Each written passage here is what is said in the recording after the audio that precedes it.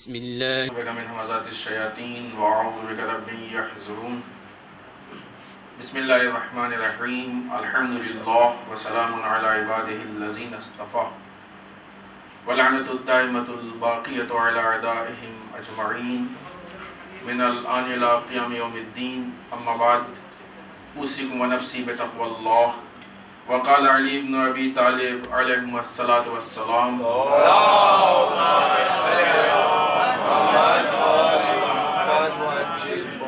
قلب الأحمق في ولسان العاقل في قلبه.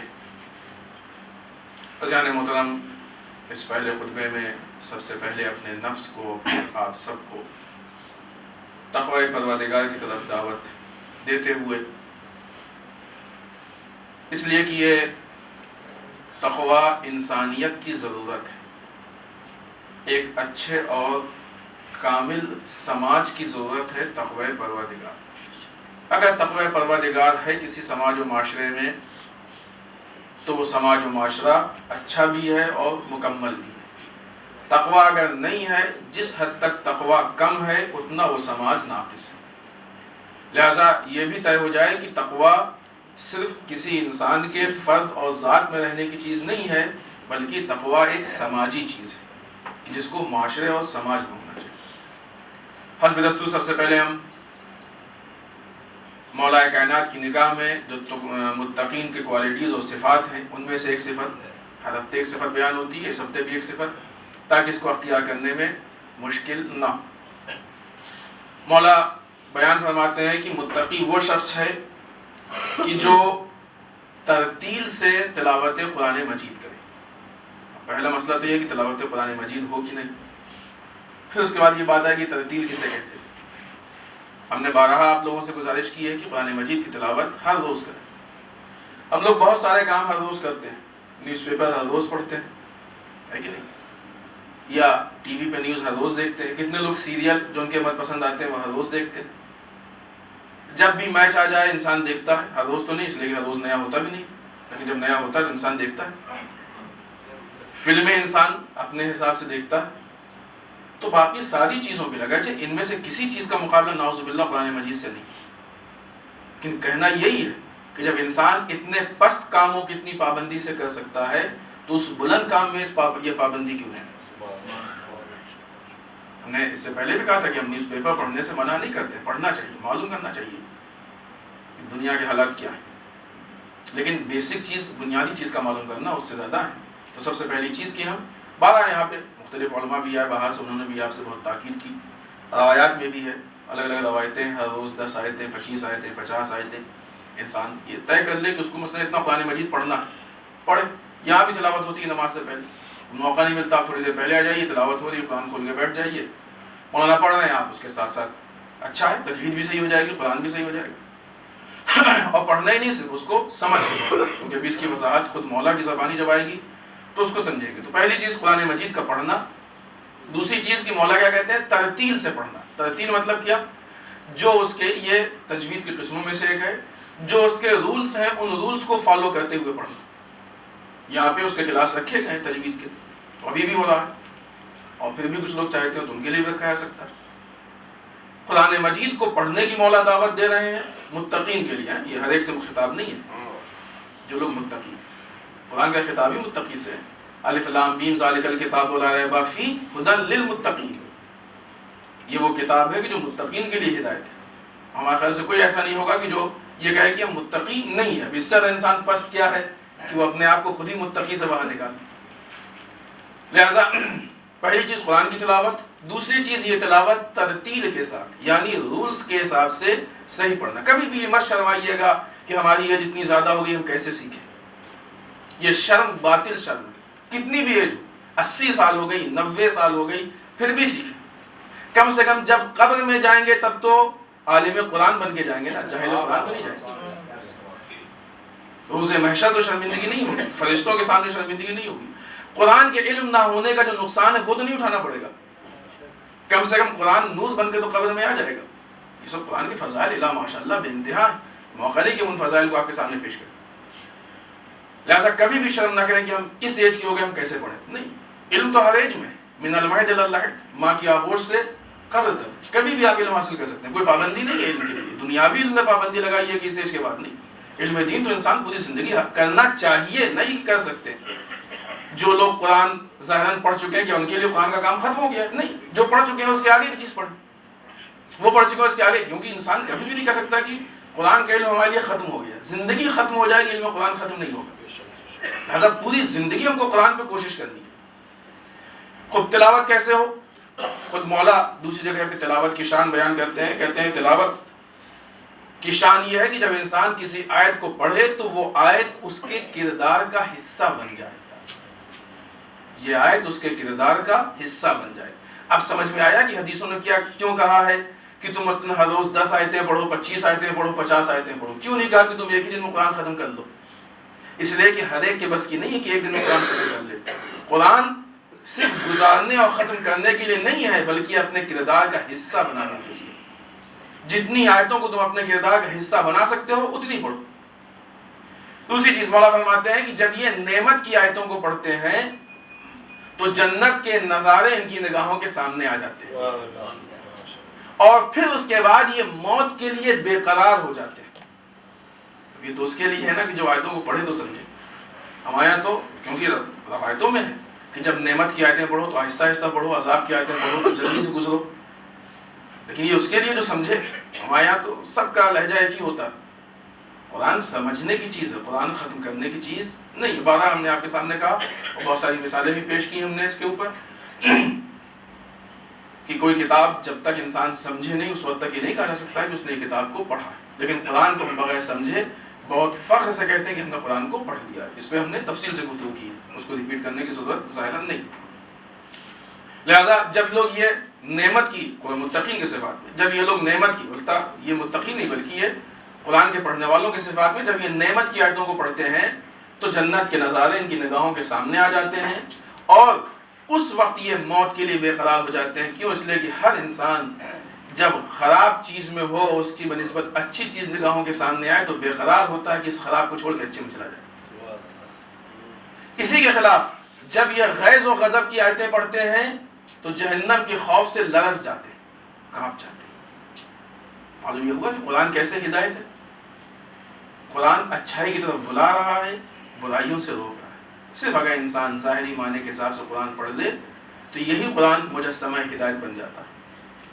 لہذا متقین کے صفات میں سے ایک صفت یہ کہ یہ وہ لوگ ہیں جو ترتیب سے، یعنی تمام قاعدوں کو، تمام اصولز کو، جو بھی اس میں رولز ہیں سب کو فالو کرتے ہوئے، اور حتی الامکان اچھی آواز میں. وہ آواز یہ خدا داد چیز ہے، ہر آدمی نہیں کہہ سکتا کہ اس کے پاس اچھی آواز ہے، ہر آدمی کے امکان میں بھی نہیں بس میں، لیکن جتنی بھی اچھی آواز بنا کے، ایسا بھی نہیں کہ اس کو غلط انداز میں پڑھے، جتنا اچھا کر سکتا ہو اتنا اچھا کر کے پڑھے. یعنی معلوم یہ ہوا کہ قرآن وہ چیز ہے کہ جس کا ظاہر اتنا اچھا انسان کر لے کہ دوسرے دیکھ کے اس کی طرف متوجہ. دین کی عکاسی ہے، دین ایسا پیش کرنا چاہیے کہ دین ایسا پیش کرے کہ دوسرے دیکھ کے متوجہ ہوں، نہ کہ دوسرے اس کو دیکھ کے متنفر ہو جائیں، نفرت پیدا ہو جائے. یہ کیا چیز، بڑی بھونڈی سی آواز ہے، بڑی خراب سی آواز ہے، آنے والا بھی واپس پلٹ جائے. نہیں، حتی الامکان انسان کوشش کرے کہ اچھا سے اچھا پڑھے. اور یقیناً اگر ہم جو قرآن کے رولز ہیں اگر ان کو فالو کر لیتے ہیں تو خود بخود قرآن کم سے کم اچھے انداز میں تو ہو ہی جائے گا. آواز خدا داد چیز ہو نہ ہو لیکن اچھے انداز میں تو حد اقل ہو ہی جائے گا. لہٰذا متقین کے صفات میں سے ایک صفت یہ ہے کہ یہ باقاعدہ قرآن کی تلاوت کرتے ہیں. آئیے حسب دستور کلمات قصار میں سے ایک کلمہ ہر ہفتے بیان ہوتا ہے. اس کے اب یہی منشا، یہی ارادہ ہے کہ ایک کلمے کو اختیار کرنے میں انسان کو مشکل نہیں ہوگی. اس ہفتے جو مولا نے کلمہ کہا ہے یہ سیم اسی معنی میں ہے جو پچھلے ہفتے بعد گزر چکی ہے. مولا ارشاد فرماتے ہیں کہ قلب الاحمق فی احمق کا دل اس کے منہ میں ہوتا ہے، ولسان العاقل فی قلبہ، اور عقل مند کی زبان اس کے دل میں ہوتی ہے. پچھلے ہفتے بھی یہ بات ہوئی تھی کہ بیوقوف انسان بغیر سوچے سمجھے بول دیتا ہے، عقل مند انسان سوچ سمجھ کے بولتا ہے. سیم یہی معنی آج بھی، بیوقوف بغیر سوچے سمجھے بول دیتا ہے، عقل مند سوچ سمجھ کے بولتا ہے. کیا مطلب؟ مولا بتانا چاہتے ہیں کہ بات وہ ہو کہ جس کے پیچھے حکمت چھپی ہوئی ہے. سوچا کیا جاتا ہے؟ حکمت سوچی جاتی ہے. فلسفہ سوچا جاتا ہے، اس کے اندر جو میٹر ہوتا ہے وہ سوچا جاتا ہے، حق و باطل سوچا جاتا ہے، اچھائی و برائی سوچی جاتی ہے، صحیح و غلط سوچا جاتا ہے۔ عقل مند انسان سوچ سمجھ کے بولتا ہے کہ ہماری بات کہیں حکمت سے خالی تو نہیں، ہماری بات کہیں حق سے خالی تو نہیں، ہماری بات کہیں باطل کی طرف تو نہیں جا رہی ہے، ہماری بات اچھائی کی طرف ہے کہ نہیں ہے، کہیں برائی کی طرف تو نہیں لے جا رہی ہے۔ ان چیزوں کو سوچا جاتا ہے۔ دوسری جگہوں پہ مولانا کائنات نے اسی بات کو مومن و منافق کی تعبیر سے کہا، یعنی جہاں پہ عقل مند کہا ہے اس جگہ پہ مومن کہا گیا ہے، اور جہاں پہ احمق کہا ہے وہاں پہ منافق کہا گیا، اور اس کے پیچھے پورا ایک فلسفہ، اس لیے کہ مومن کبھی بیوقوفی نہیں کرتا ہے، مومن کبھی بیوقوفی کا کام نہیں کرتا ہے، اس لیے کہ مومن کے پاس جو شرائط ہونے چاہیے وہ شرائط مومن کو چھوڑتے ہی نہیں کہ وہ بیوقوفی تک پہنچ سکے۔ مومن کو ان کوالٹیز میں روایتیں ہیں، بے انتہا روایتیں ہیں مومن کی عقل مندی پہ۔ بولنے کو لے کے ایک دو پوائنٹ آج کل یہ دیکھا گیا ہے کہ ہم عام طور سے جو معیار سمجھتے ہیں بات کا وہ مولا کے اس قول کے خلاف ہے۔ آج دیکھیں دنیا میں دانش مندی کو اور دین کو الگ کیا جا رہا ہے۔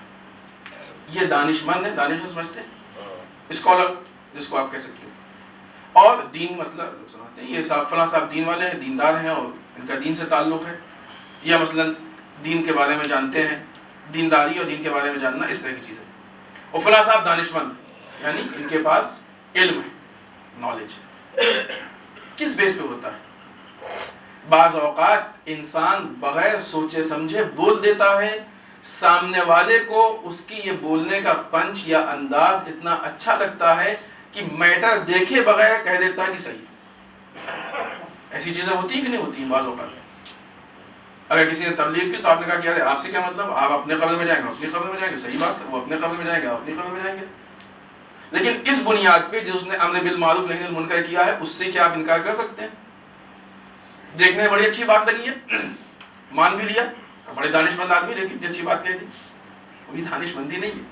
دانش مند وہ ہے جو گہرائی تک جاتا ہے، سطح پہ فیصلہ نہیں کرتا ہے، یہ فیصلے سطح کے، سطحی فیصلے کو دانش مندی نہیں کہا جاتا ہے۔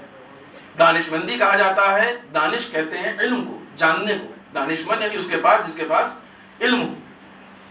اچھا بول لینا علم نہیں ہے، صحیح بولنا علم ہے، فرق ہے۔ اسی طریقے سے جو لوگ فیصلہ کرتے ہیں ان کو اچھا لگ جانا علم نہیں ہے بلکہ صحیح ہونا علم ہے۔ بات یہاں پہ اسی لیے ہم لوگ جب دین کی بات آتی ہے، احکام کی بات آتی ہے تو یا تو انسان خود مجتہد بن جائے یا کسی مجتہد کی تقلید کرے، اس لیے کہ یہاں پہ مسائل بتانے میں اچھا بولنا معیار نہیں ہے، صحیح بولنا معیار۔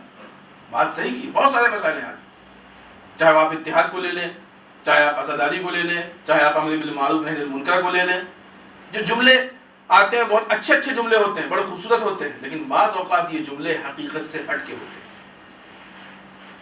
اور اسی بنیاد پہ آج دنیا نے انہی ایسے دانش مندوں کے احترام میں کہ جن کا علم سطحی علم ہوتا ہے، ان کے احترام میں یہ اصطلاح الگ کر دی کہ یہ دانش مند ہے مثلا اور یہ دیندار۔ نہیں، ایسا نہیں، یہ غلط ہے، یہ ممکن نہیں، ہو نہیں سکتا۔ دانش مند وہی ہو سکتا ہے کہ جو گہرائی میں جا کے بولے، دانش مند وہ ہوتا ہے کہ جس کی بات میں وزن ہو، دانش مند وہ ہوتا ہے جس کی بات میں حکمت ہو۔ الا ماشاء اللہ بے انتہا مثالیں عالم اسلام میں بھی اور اس سے ہٹ کے بھی بھری پڑی ہیں، بہت سی کتابیں ہیں، بہت سی نظریات ہیں کہ جو سطحی بنیاد پہ تھے لیکن لوگوں نے پسند کیا، لیکن بعد میں معلوم ہوا، بعض جگہوں پہ بعد میں صرف علماء کے اس میں حلقے میں معلوم ہوا، ہر آدمی کو نہیں احساس ہوا کہ یہ بات علم و حکمت سے خالی تھی۔ آئے دن یہ باتیں آ جاتی ہیں اور اس طرح کے نعرے لگ جاتے ہیں کہ جو دانش مندی اور حقیقت و فلسفے کے خلاف ہوا کرتے ہیں۔ لہٰذا یہ بولنا انسان کے لیے بہت اہم، بہت سوچنا چاہیے تھوڑا سا بولنے کے لیے، کیونکہ یہ زبان جو ظاہراً بہت چھوٹی سی زبان ہے، اس سے بہت بڑے بڑے کام ہو جاتے ہیں۔ مولانا نے کہا ہے نا کہ انسان اپنی زبان کے نیچے چھپا ہوا ہے۔ اتنا بڑا پورا انسان، 5 فٹ 6 فٹ کا انسان اتنی زبان کے نیچے چھپا ہوا ہے، جب انسان بولتا ہے تو کھل جاتا ہے، پورا معلوم ہو جاتا ہے، کلچر معلوم ہو جاتا ہے، علم معلوم ہو جاتا ہے، ہر چیز معلوم ہو جاتی ہے کتنا ہے، بھلے ہی اس کو احساس نہ ہو، کیونکہ اس بات اس کے لیے تو بہت نارمل چیز ہے، لیکن سننے والے کے لیے پورا پروفائل سامنے آ جاتا ہے۔ لہٰذا انسان کو بہت سوچ سمجھ کے. سائنس بات یہ مولا کائنات جو باتیں کہہ رہے ہیں یہ ہماری زندگی کو سدھارنے اور سنوارنے کے لیے کہہ رہے ہیں, ہم کو اچھا اور خوبصورت بنانے کے لیے کہہ رہے ہیں, خوبصورت کے ساتھ ساتھ خوبصیرت بنانے کے لیے کہہ رہے ہیں. لہٰذا ہر بولنے سے پہلے انسان کو بہتر یہ ہے کہ سوچ لینا چاہیے کہ آیا یہ بولنا صحیح ہے کہ نہیں ہے, کہیں حق کے خلاف تو نہیں ہے, کہیں مشکلات تو ایجاد نہیں کر رہا ہے, کہیں ایسا تو نہیں کہ خود بولنے والے کی توہین تو نہیں ہو رہی ہے. تب انسان کو بولنا چاہیے. بسم اللہ الرحمن الرحیم. انا اعطیناک الکوثر فصل لربک وانحر انا شانئک هو الابتر.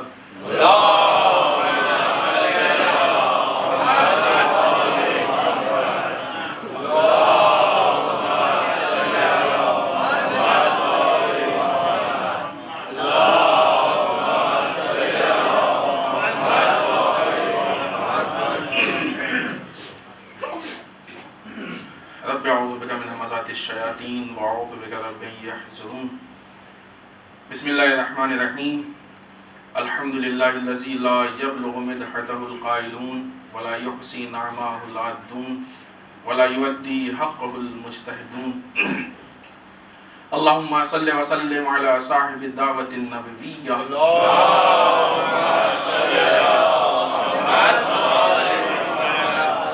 وصولۃ الحیدریہ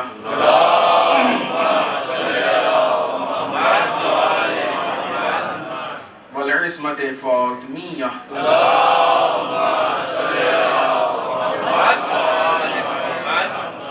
والحلم الحسنیہ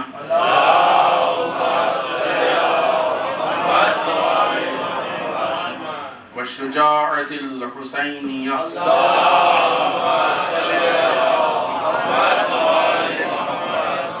والعبادت السجادیہ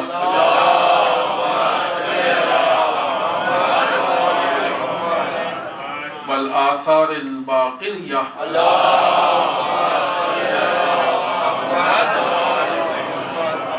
والمعصر الجعفریہ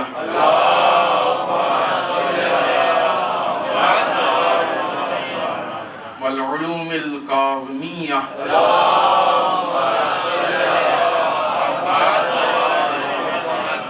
والذرائع الربویہ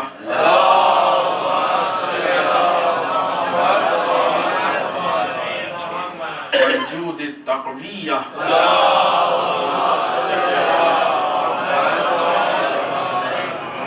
والنقابۃ النبویہ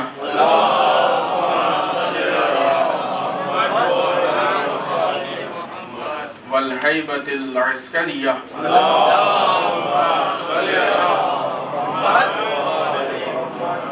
والغیبۃ الہیہ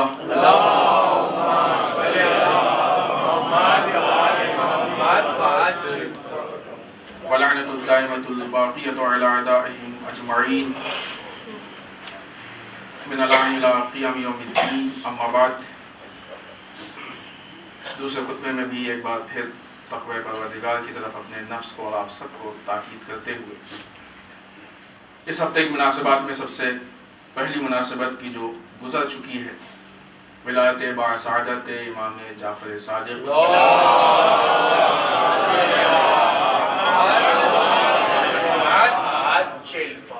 چونکہ دو ولایتیں اور دو اہم ولایتیں ایک ساتھ جمع ہو گئی تھیں, لہٰذا ہم نے ایک پہ پچھلے ہفتے گفتگو کی اور یہ ارادہ ہے کہ دوسرے پہ انشاءاللہ ایک مختصر گفتگو آج کریں.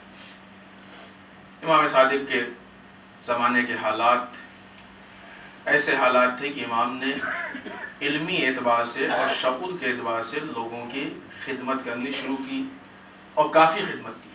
آج علمی دنیا میں امام کے شاگردوں کے نام اور نظریات موجود ہیں, چاہے وہ سائنس ہو چاہے وہ سوشل سائنس ہو. یعنی ایسا نہیں ہے کہ علم وہی ہے جو علم دین. کبھی اسلام نے علم کو دو نگاہوں سے نہیں دیکھا ہے کہ یہ علم دین یہ علم دنیا. اسلام کی نگاہ میں سارے علم دین, کوئی بھی علم ایسا نہیں ہے کہ جو علم دین سے الگ ہو. یہ ہماری تنگ نظری ہے کہ ہم نے علم دین, اور یہ فلسفہ ہم نے آپ کے سامنے بیان بھی کیا کسی موقع پہ کہ انگریزوں کی پالیسی ہے کہ انہوں نے علم دین اور علم دنیا کو الگ کیا اور انسان کی روزی روٹی اور معاشیات کو علم دنیا سے وابستہ کیا, جس سے اس کی ویلو بڑھ گئی انسان کی نگاہ میں اور علم دین اپنے آپ پست ہوتا گیا. نتیجے میں آج دیکھیے ہمارے بچے 24 گھنٹے میں کتنا وقت علم دنیا پہ دیتے ہیں اور کتنا علم دین پہ دیتے ہیں. یہ ایک سیاست ہے، یہ ایک پالیسی ہے کہ جس کا ہم شکار مکمل طریقے سے ہو چکے ہیں، اور ایسا نہیں ہے کہ اس کا راہ حل نہیں ہے، اس کا راہ حل ہے، بہت آسان ہے، ہماری اس قوم کے لیے واقعی بہت آسان ہے، بشرطے کہ ہمارے اندر حوصلہ ہو اس پہ قدم بڑھانے کا۔ فی الحال موقع نہیں کہ ہم اس راہ حل کو چھیڑیں، کیونکہ وہ مکمل ایک سسٹم ہے، نظام ہے، اور اس کم وقت میں اس کو نہیں چھیڑ سکتے۔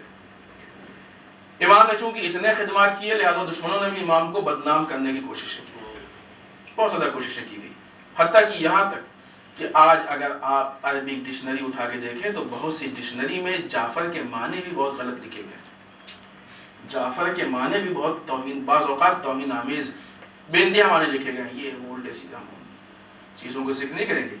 جعفر کے معنی اس نہر کے ہیں جو جنت میں،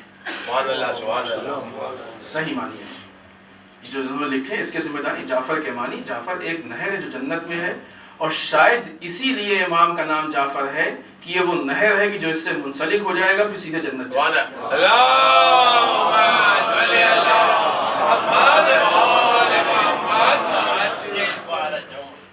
اور نہر کہتے بھی اسی کو ہیں جو لوگوں کو فیض یاب کرے، جو لوگوں کو فائدہ پہنچائے۔ امام اس دنیا میں ایک بہترین بہتی ہوئی علم کی نہر تھے، جس کو دل چاہے آ کے اس سے فیض یاب ہو۔ امام کے زمانے میں بے انتہا دین کو توڑنے اور مروڑنے کی بھی کوشش کی گئی۔ امام نے ان لوگوں کو بلایا، اور بلانے کے بعد ان کے اصلاح کی بھی پوری کوشش کی۔ ان میں سے جو لائق اصلاح تھے وہ اصلاح پا گئے، جو نہیں تھے وہ پورا اپنا مذہبی لے کے الگ ہو گئے۔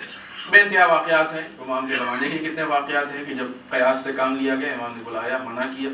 یہ چیز ہم کو بتاتی ہے کہ دیکھیے قیاس سے کام نہیں ہوتا ہے۔ آج ہمارے یہاں بہت سارے فیصلے ہوتے ہیں قیاس سے، وہاں پہ ایسا ہوا تو یہاں ایسا کیوں نہیں، انہوں نے ایسا کیا تو انہوں نے ایسا کیوں نہیں، یہ قیاس ہے۔ آج لوگ اجتہاد کے مقابلے میں قیاس لے کے آتے ہیں، چھوڑیے اجتہاد کے مقابلے میں مرجع و مجتہد فیصلہ دیتا ہے، اور یہ مقابلے میں کوئی روایت لے کے آتے ہیں، مولانا فلاں روایت میں تو ایسا کیا تھا فلاں شخصیت نے، وہ یہ فتویٰ اس کے خلاف۔ آپ اجتہاد کر رہے ہیں، مجتہد ہیں آپ، ہے کہ نہیں؟ مثال کے طور پر بہت سامنے کی چیز مناسبت بھی ہے، اور اس کے لیے بہترین مثال بھی ہمارے سامنے آ گئی اس ہفتے الحمدللہ۔ ہفتہ وحدت ابھی گزرا، ہفتہ وحدت ہم نے آپ کے سامنے ہفتہ وحدت پہ بات بھی کی، اتحاد پہ بات بھی کی۔ ابھی تک لوگوں کے ذہن میں یہ کنفیوژن تھا کہ شاید آیت اللہ سیستانی اتحاد کے قائل نہیں، ایک لوگوں کے ذہن میں غلط فہمی تھی، اگرچہ ایسا نہیں، ہم نے آپ سے بارہا کہا ہے کہ کوئی بھی عالم اتحاد کا مخالف نہیں ہے، سب اتحاد کا دعویٰ دیتے ہیں، خاص کر کے مراجع اور آیات اعظام۔ پچھلے ہفتے ہم نے آپ کے سامنے آیت اللہ سیستانی کا اتنا کلیئر اسٹیٹمنٹ پڑھا بھی، اور بہت سے لوگوں نے ہم سے اس کا لنک مانگا، ہم نے دیا، ابھی بھی کسی کو ضرورت ہو ہم اس کو بھی دیں گے۔ آیت اللہ سیستانی اتحاد کی طرف دعوت دیتے ہیں، اور کتنے زور و شور کے ساتھ دعوت دے رہے ہیں اتحاد کی طرف۔ آیت اللہ خامنائی کا اسٹیٹمنٹ پہلے سے ہے، دوسرے مراجع اور آیت اعظام کا اسٹیٹمنٹ ہے۔ بالاخره ہندوستان میں بہت زیادہ تقریریں ہوتی ہیں، یا آغا سیستانی کی ہوتی ہیں یا آغا خامنائی کی ہوتی ہیں۔ اب جب کہ دونوں اسٹیٹمنٹ سامنے آ چکے ہیں، اب اگر کوئی اتحاد کی مخالفت کرتا ہے تو یہ سوچنا پڑے گا کہ یہ بات لے کہاں سے رہا ہے، یہ سوچنا پڑے گا کہ کس کی بات کر رہا ہے یہاں پہ، ہے کہ نہیں؟ ابھی الحمدللہ 2 دن پہلے آپ کے ہی ایریے میں ایک بہت اچھا پروگرام ہوا قبرستان کے موقع پہ، وہاں پہ مسلمانوں کے مختلف فرقوں کے لوگ ایک ساتھ جمع تھے کہ نہیں تھے؟ اسپیچ بھی ہوئی سب کی، کسی کو کوئی اعتراض اس پہ، کوئی مشکل کسی کا دین بدل گیا، بعد میں نماز بھی ہوئی، ہم تو نہیں تھے اس ٹائم اس لیے کہ ہم کو یہاں آنا تھا، نہیں معلوم، لیکن ہمارے خیال سے اتنے لوگ پبلک میں بھی تھے تو کچھ برادران اہل سنت میں بھی نماز پڑھی ہوگی، تو کیا کسی شیعہ کو ہاتھ باندھنا پڑا یا کسی سنی کو ہاتھ کھولنا پڑا؟ وہ اسی کے نام تو اتحاد، غلط فہمی ہے ہمارے، ہم سمجھتے ہیں اتحاد کا مطلب یہ ہے کہ سنی شیعہ ہو جاؤ، شیعہ سنی ہو جائے، نہیں، بالکل جیسے شیعہ ہیں آپ ویسے ہی پرفیکٹ شیعہ رہیں، ایک رتی 1% بھی کم و زیادہ ہونے کی کوئی ضرورت نہیں، ویسے ہی، اور جو سنی جیسا ہے اپنا ویسے ہی رہے، دونوں آپس میں جھگڑا نہ کریں، اختلاف نہ کریں، اس کا نام اتحاد ہے۔ پھر اس کے بعد جب ساتھ جمع ہوں گے، پھر جب فرق کو دیکھیں گے تو اس پہ علمی بحث ہوگی، یہ ایک الگ چیز ہے، یہ ایک الگ چیز ہے۔ جب ساتھ بیٹھیں گے نہیں تو علمی بحث کیسے ہوگی؟ جب ساتھ بیٹھیں گے تو علمی بحث ہوگی، پھر شیعہ سنی سے پوچھے گا تم ہاتھ کیوں باندھتے ہو، سنی شیعہ سے پوچھے گا تم ہاتھ کیوں کھولتے ہو، شیعہ اپنی دلیلیں دے گا، سنی اپنی دلیلیں دے گا، جس کی دلیل زیادہ مضبوط ہوگی دوسرا اس کی دلیل مان لے گا، لیکن ہم سب حق کو ڈھونڈ رہے ہیں نا۔ لیکن اس مقام تک کب پہنچیں گے ہم؟ جب ساتھ بیٹھیں گے. وہاں پہ ایک منسٹر آئے, زاہد نسیم خان نام سے, انہوں نے بھی اتحاد کی بات کی, بڑی اچھی لگی لوگوں نے تعریف بھی کی. آیت اللہ سستانی نے کہا تو برا لگا تھا, اچھی لگی لوگوں کو. اب دو میں سے ایک چیز کہ یہ سارا ماحول آپ کو صحیح لگا کہ غلط لگا؟ اگر غلط تھا اور آپ تعریف کر رہے تو منافقت, اور اگر صحیح تھا تو پھر اتحاد سے اختلاف کیسا؟ تھے نہیں, اکثریت تھی کہ نہیں تھی وہاں پہ, بڑے بڑے لوگ تھے, علماء تھے, ہمارے قوم کے بڑے بزرگان تھے, سب تھے کہ نہیں وہاں پہ تھے. یہی نمونہ ہے عملی اتحاد کا. کس نے آپ سے کہہ دیا کہ اتحاد کا مطلب یہ دین بدل دیجیے؟ غلط فہمی ہے. عجیب بات ہے, سامنے اتحاد نہیں ہو سکتا, نہیں ہو سکتا. ٹھیک ہے, آپ کو لگتا نہیں ہو سکتا, آپ بیٹھے رہیے نا, دیکھیے تماشا. ایک آدمی اس کھمبے کو, اس پلر کو دھکا دے رہا, آپ نے اسے بتا دیا بھائی یہ آگے نہیں کھسک سکتا, نہیں ماننا, تو ٹھیک ہے آپ بیٹھ کے دیکھیے, اس کو دھکا دیں. جب آپ کو معلوم نہیں ہو سکتا ہے تو آپ کیوں باسد ہوئے ہیں کہ نہیں ہو سکتا ہے, نہیں ہو سکتا ہے, نہ کرو. آپ کو اگر معلوم نہیں ہو سکتا ہے, خاموش بیٹھے رہیں, تماشا دیکھیں. یہ آپ کی ضد نہیں ہو سکتا, نہیں ہو سکتا ہے, بتا رہی ہے کہ ہو سکتا ہے. یہ ضد نہیں ہو سکتا ہے, بتا رہی ہے کہ ہو سکتا ہے. اور یہ نہیں ہو سکتا بہت زیادہ ہائی لائٹ کرنا, یہ خود قوم میں اختلاف پیدا کر رہا. یہ نہیں ہو سکتا ہے, سمجھیں اس ظریف, اس نازک نقطے کو سمجھیں. بہت زیادہ ہائی لائٹ کرنا نہیں ہو سکتا ہے, نہیں ہو سکتا ہے, یہ کیوں اتحاد کی بات, یہ کیوں اتحاد کی, خود قوم میں اختلاف پیدا کر رہا. یہ خود قوم میں اختلاف پیدا کر رہا. بہت اچھی چیز ہے اتحاد, بہت پیاری چیز ہے اتحاد. چکھ کے تو دیکھیں. جب تک مزہ نہیں چکھیں گے مزہ معلوم نہیں ہوگا. بہرحال یہ پروگرام جیتی جاگتی تصویر ہے اس کے لیے, کہ جو بعد میں کسی چینل پہ ریلے بھی ہوا تھا. اس کا مطلب اس کی ریکارڈنگ موجود ہے, اگر کسی نے نہیں دیکھا تو پھر دیکھیں اس کو, اور دیکھ کے یہ سمجھے کہ اتحاد کسے کہتے ہیں. اسی طریقے کے پروگرام ہو جائے, اسی طرح کے پروگرام ہو جائے, ہم ساتھ بیٹھ جائیں, ساتھ بات کر لیں, اسی کے نام اتحاد. اور ہوتا ہے, ایسا نہیں کہ نہیں ہوتا, ہوتا ہے. ہمارے سارے پرسنل مسائل ہوتے ہیں. کیا سنی شیعہ ایک دوسرے کے یہاں ریسیپشن میں نہیں جاتے ہیں, مبارکباد نہیں دیتے ہیں, ایک دوسرے کے یہاں پرسے میں نہیں جاتے ہیں, ایک دوسرے سے معاملات نہیں کرتے ہیں, ایک دوسرے سے سلام علیکم سلام نہیں کرتے ہیں؟ کرتے ہیں. یہ نام سے کیا پرابلم ہے؟ کوئی نام میں الرجی ہے؟ سب کر رہے ہیں پریکٹیکل طور پہ. اگر یہی دین میں آ جائے گا تو تھوڑا سا بعنوان دین فائدہ ہو جائے گا, کہ جس کے پاس حق نہیں ہے اس کو حق پہنچ جائے گا. معلوم یہ ہوا کہ اتحاد ہونے سے سب سے بڑا فائدہ ہے وہ حقانیت کا فائدہ ہے. لہذا اگر کوئی غلط فہمی کی بنیاد پر مخالفت کرتا ہے تو مخالفت چھوڑ کے اس حق کے راستے سے ہٹ جائے, تاکہ حق کا راستہ پورے سماج و معاشرے اور دنیا میں پھیل سکے اور ہم سب کو حق کی دعوت دے سکیں. ایسے ہی اگر پروگرام ہمارے یہاں ہو تو انشاءاللہ ہم سب نزدیک بھی ہو جائیں گے اور ایک دوسرے سے قریب بھی آ جائیں گے. تیسری مناسبت جو اس ہفتے کی مناسبتوں میں سے ہے وہ 25 یا 26 تاریخ ہے, کہ یہ وہ تاریخ ہے کہ جس دن امام حسن علیہ السلام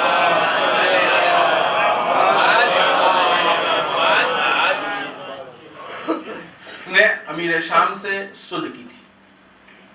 یہ بہت اہم چیپٹر ہے. یہ صلح حسن ایک تو بہت مشہور چیز ہے, اس مشہور کے ساتھ ساتھ بڑی گہرائی ہے اس کے اندر. یقیناً ابھی 25 یا 26 تاریخ میں, اکثر روایتیں 25 کی ہیں, بعض روایتوں میں 26 بھی ہے, ابھی کچھ دن باقی ہیں. آپ لوگ اس کو اسٹڈی کریں, پڑھیں, خاص کر کے وہ اس کے بند, وہ پوائنٹس پڑھیں جو صلح نامے میں لکھے گئے. یہ بہت اہم چیزیں ہیں, اور اس کو عام کرنے کی کوشش کریں. اب ظاہر سی بات جب ملیں گے تبھی تو عام کر پائیں گے نا. اس کو عام کرنے کی کوشش کریں, لوگوں کو بتانے کی کوشش کریں. ہم اس میں سے 2-3 چیزیں پڑھتے ہیں جس سے آپ کو احساس ہوگا. امام کا کوئی بھی کام حکمت سے خالی نہیں ہوتا, با حکمت ہوتا ہے ہر کام. صلح نامے میں امام نے جو پوائنٹس لکھے تھے اس میں سے ہم 3 پوائنٹ یا 2 پوائنٹ یہاں پہ نوٹ کر کے لائیں. 3 ہیں کہ جس سے آپ کو احساس ہو. پہلی چیز جو امام نے لکھی تھی وہ یہ کہ اے امیر شام, اب آج کے بعد سے امام علی علیہ السلام کو ممبروں سے برا بھلا نہیں کہا جائے گا.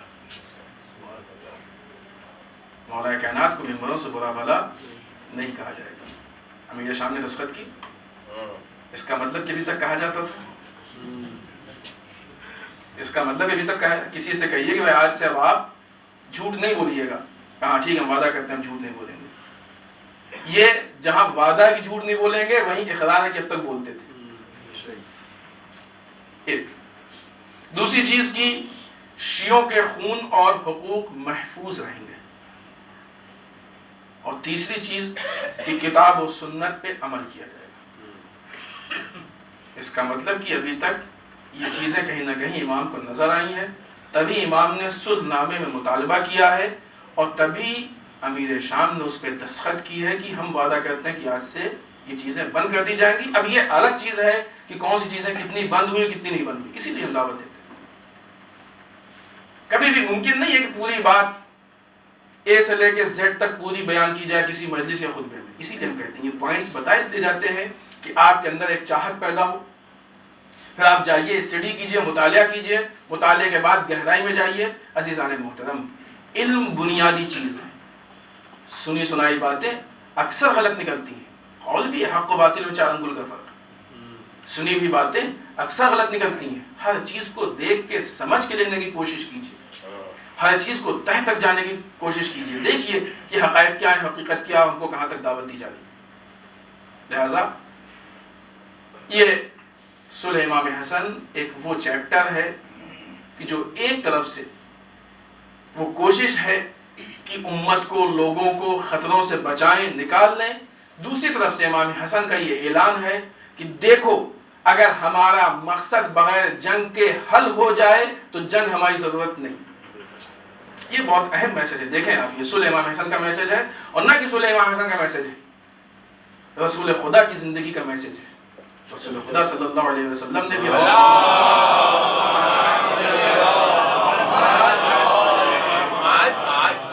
تاریخ اسلام میں ایسے واقعات بھرے ہوئے ہیں. جس وقت رسول فتح مکہ کے بعد مکے میں داخل ہو رہے ہیں, کافر ڈرا ہوا ہے, سہما ہوا ہے. مسلمان کہہ رہا ہے کہ آج بدلے کا دن ہے, آج بدلے کا دن ہے. مسلمان نعرہ لگا رہا ہے کہ آج خون کا دن ہے, خون بہانے کا دن ہے. رسول نے کہا نہیں, آج رحمت کا دن ہے. کیوں؟ اس لیے کہ جو چیز ہم چاہتے ہیں اگر وہ امن کے ساتھ ہو جائے تو جنگ کی ضرورت نہیں ہوا کرتی ہے. دیکھیں رسول کن کے سامنے امن کی بات کر رہے ہیں, کن سے رسول صلح کر رہے ہیں. امام حسن کس سے صلح کر رہے ہیں؟ ہمارے سامنے تو ایسے مولد ہی نہیں ہے کہ ہم اس پہ بحث کریں کہ دشمنان اہل بیت سے اتحاد ہو سکتا ہے کہ نہیں ہو سکتا. مولد ہی نہیں ہے. آج دشمنان اہل بیت نیست و نابود ہو گئے, واصل جہنم ہو گئے, ختم ہو گئے, یقیناً معلوم ہے, اس میں کوئی شک نہیں. لیکن آج جو لوگ ہیں, ہم نے مثال دی کسی موقع پہ کہ اگر کوئی آدمی سے آپ کو پرابلم ہو تو دوسروں کو بھی متوجہ کرے گا کہ دیکھو اس سے ہوشیار ہے. خود مولا کائنات کی زندگی اٹھا کے دیکھیے. مولا کائنات نے خلافت کو تلوار کے زور پہ کیوں نہیں لیا؟ اور ہم نے شاید کسی موقع پہ یاد دلائی آپ کو, کیوں نہیں لیا؟ کہ علی کے پاس زور نہیں تھا, طاقت نہیں تھی. علی لے سکتے تھے, ایک مطلب تلوار اٹھاتے مل جاتا, لیکن دین 2 ٹکڑے ہو رہا تھا. لہذا دین, ورنہ اگر اتحاد, اگر دین کے ٹکڑے ہونے کا خوف نہ ہوتا تو مولا کائنات کیوں خاموش بیٹھتے؟ کوئی بتایا ہم کو اس کی دلیل؟ علت کوئی بتائی کیوں مولا جبکہ تلوار چلا کے لے سکتے تھے خلافت لیکن نہیں لی, علی نے کیوں نہیں لی؟ صرف اور صرف یہی علت تھی کہ علی دین کو 2 حصوں میں بٹتے ہوئے نہیں دیکھ سکتے تھے. یہ باتیں بڑی تفصیل سے ہو چکی ہیں, پیش کی جا چکی ہیں. خوب, اس کے علاوہ مناسبات میں سے ایک بہت اہم چیز ہے جو گزری ہے, سیریا کے داخلی حالات جو دوسرے ملک خراب کر رہے تھے, جس کے سامنے بہت تفصیل سے اس مسئلے پہ گفتگو ہو بھی چکی ہے, اور بعض آرٹیکلز نیچے لگائے بھی گئے تھے, یقیناً آپ نے پڑھے بھی ہوں گے. ابھی 2 دن پہلے بہت سامنے, یعنی دشمن اب کھل کے سامنے آ گیا. ابھی تک دشمن پھوٹ ڈال رہا تھا آپس میں. اتحاد نہ ہونے کی نقصانات ہیں. دیکھیں سیریا کو دیکھیں, مصر کو دیکھیں, پاکستان کو دیکھیں. اتحاد نہ ہونے سے بالآخر نقصان کس کا ہے؟ اب نہیں, مسلمان کا نقصان ہے. سیریا میں بھی دشمن پھوٹ ڈال رہا تھا. ابھی 2 دن پہلے جیسا کہ نیوز ہے, اور سیریا کے فوج نے اعلان کیا ہے کہ اسرائیل نے سامنے سے آ کے دمشق کے پاس کسی شہر پہ حملہ کیا ہے کہ جس میں 2 لوگ شہر والے مر گئے ہیں, اور 5 لوگ زخمی ہو گئے. خداوند متعال جلد از جلد ایسے حالات بنائے کہ ہم ایک بار پھر سیریا زیارت کے لیے جا سکیں. حوضے سنسان ہو گئے, زائرین نہیں جا پا رہے, حوضہ بند ہو گیا, طلاب اپنے گھروں کو واپس آ گئے. یہ حالات خراب ہونے سے ہر چیز پہ اثر پڑتا. یہ بات اگر دیکھیں تو یہ بہت گہری چیز ہے, بہت گہرے مسئلے. اگلی چیز اور اس ہفتے کی آخری چیز کی, جیسا کہ ہم نے پچھلے ہفتے آپ سے بتایا تھا کہ ایک فلم ڈیوڈ نام کی بن رہی, جس میں ایک چیز ہے کہ جس کو نہیں معلوم, ہم لوگ نوحہ کہہ سکتے ہیں, انہوں نے گانا کس عنوان سے بھی, لیکن ذکر امام حسین, ذکر امام جناب علی اکبر, ذکر امام حسن. الحمدللہ ہماری قوم کے لوگوں نے سنا اور سنتے ہی وہ اس پہ ایکٹیو ہو گئے, محنت کی, جانفشانی کی, بڑی کوشش کی. ہمیں معلوم ہے کہ وہ دیر رات تک بھاگتے رہے, ہر آدمی اپنے اعتبار سے کوشش کرتا رہا, اور اس بات پہ پہنچ گئے کہ جو بھی اس کے ذمہ داران تھے انہوں نے وعدہ کر لیا کہ یہ گانا یا جو بھی کہیے اس سے ہٹا دیا گیا. ظاہراً آج پہلی تاریخ کو ریلیز ہونی تھی, اب کیا ہوا یہ آج معلوم ہوگا. اس کی جو بھی کوڈ وغیرہ کی کاپی ہے, جو بھی ڈاکومنٹس ہیں, وہ نیچے لگائے بھی گئے. یہ آپ کی کوششوں کا نتیجہ ہے.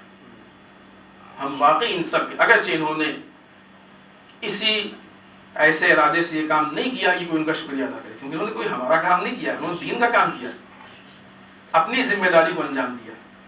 لیکن چونکہ دین ہمارا بھی ہے, لہٰذا ہم ان سب کے شکر گزار ہیں. واقعی انہوں نے کوشش کی ہے, محنت کی ہے. ان کی محنت یہ واقعی اس لائق ہے کہ اس کی قدر کی جائے. یہی نہیں, اس سے پہلے بھی سیرت رسول کے عنوان سے جو فلم بنی ہے, اکثریت خاموش تھی, لیکن کچھ لوگ تھے انہوں نے بہت دوڑ بھاگ کی, بڑی کوشش کی, ہم ان کے بھی شکر گزار ہیں. اس کے پہلے بھی جو دوسرے مسائل ہوئے ہیں, یا جو اس سے پہلے کربلا فلم تھی, دوسرے مسائل ہیں, کچھ لوگ ہیں جنہوں نے واقعی محنت کی ہے, کوشش کی, دوڑے ہیں, بھاگے, ان کے بھی ہم شکر گزار ہیں.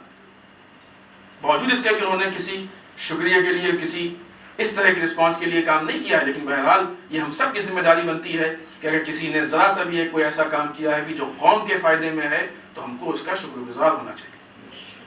اور یہ چیز ہم کو سبق بناتی ہے کہ جب تک ہم مانگیں گے نہیں, اس وقت تک ہم کو ہمارا حق نہیں ملے گا. یہ دست اس بی بی سیدہ نے بھی ہم کو دیا. پھر تک مانگنے دربار میں پہنچ گئے کہ اگر تمہارا حق غلط آدمی کے ہاتھ میں ہے تو اس کو جا کے مانگ کے چھین. یہ کوئی ایسا مسئلہ نہیں کہ ہم ہاتھ میں ہاتھ رکھے بیٹھے رہیں اور دین کا سارا کام آٹومیٹک معجزے سے ہو جائے. نہیں, کوشش کرنی پڑے گی ہم کو. کوشش کی, نتیجہ نکلا, سامنے آیا. انشاءاللہ آئندہ پھر خدا نخواستہ اگر ایسی کوئی مشکل ہوتی, کیونکہ دشمن تو لگا ہوا ہے, یا لوگوں کی غلطیاں تو ہوئی نہیں, خدا نخواستہ, خدا نہ کرے گا کوئی ایسا موقع پیش آتا ہے, تو ہم یہ تیار بیٹھے ہیں کہ ہمارے دین پہ کوئی آنچ نہیں آنے دیں گے, بھلے ہی ہمارا نقصان ہو جائے. اس لیے کہ ہمارے لیے دین سے بڑی کوئی چیز نہیں ہے. آئیے آخر میں بارگاہ پروردگار میں دعا کرتے ہیں, پالنے والے ہم سب کو ہمارے صالحین کی توفیق عنایت فرمائے. اور اللہ ہمارے قبیحہ سے محفوظ رکھے, اور اللہ ہمارے گناہوں کو بخش دے, اور اللہ ہمارے مرحومین کو بخش دے, اور اللہ اسلام و مسلمین کی حفاظت فرمائے. اور اللہ دشمنان اسلام کو نیست و نابود کر دے, اور اللہ جو بیماروں نے شفائے کامل و عاجل عنایت فرمائے. اور اللہ جو بے روزگار ان کو روزگار عطا فرمائے. اور اللہ جو بس روزگار ان کی روزی میں خیر و برکت عطا فرمائے. اور اللہ جو پریشان حال ان کی پریشانیوں کو دور فرمائے. اور اللہ جو لا ولد ان کو اولاد صالح عنایت فرمائے. اور اللہ جن کی شادیوں مشکلات ان کے مشکلات کو حل فرمائے. اور اللہ ہمارے علماء کا سایہ ہمارے سروں پہ باقی رکھے. اور اللہ رہبر و مراجع کو طول عمر عنایت فرمائے. اور اللہ امام کے ظہور میں تعجیل فرمائے. ہمیں ان کے اعوان و انصار میں شریک ہونے کی توفیق عنایت فرمائے. ربنا تقبل منا انك انت السميع العليم. بسم الله الرحمن الرحيم. قل هو الله احد الله الصمد لم يلد ولم يولد ولم يكن له كفوا احد.